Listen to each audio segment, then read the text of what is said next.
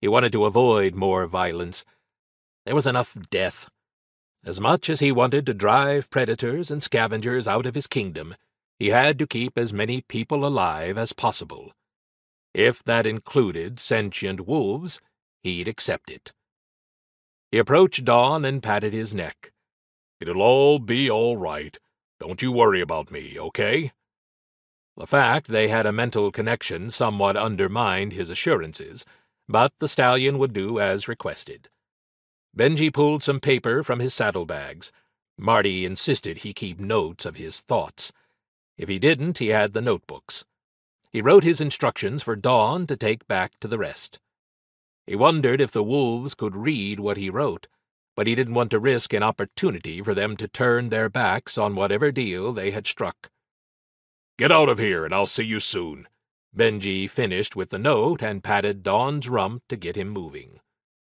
Dawn made a few steps and looked back at Benjy. He wanted the two-leg to hop on the saddle where they could sprint off. Benjy would have been lying if he said the idea hadn't occurred to him. They were far from the roads. While a sprint could work, it was also dangerous through the snow. One misstep and the chances of a deal would be over, forcing him to fight, assuming he didn't break his neck in the fall. It was time to give peace a chance. Dawn snorted and moved away at a trot. True to their word, the wolves let the horse on its way. Benjy settled his left hand on his sword pommel. He would take down as many of the wolves as possible if they decided to tear his throat open the moment Dawn was out of sight. They had their weapons bared the whole way, too. A quick growl from the leader wolf sent a couple of the creatures after the horse. "What's that for?" Benjy tightened his grip on the sword. "If the forelegs returns with more two-legs to attack us, one will howl, and I kill you." "You'll try." Benjy smiled and looked at the wolves. "You'll want to tell your wolves to stay hidden. My people are handy with their bows. They will bring them down if they're spotted.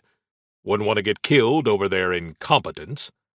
"My pack knows how to avoid being spotted." His voice carried a note of pride. Maybe it was warranted. Benjy doubted they'd run into the likes of Jenny before. Pointing it out wouldn't do him any good.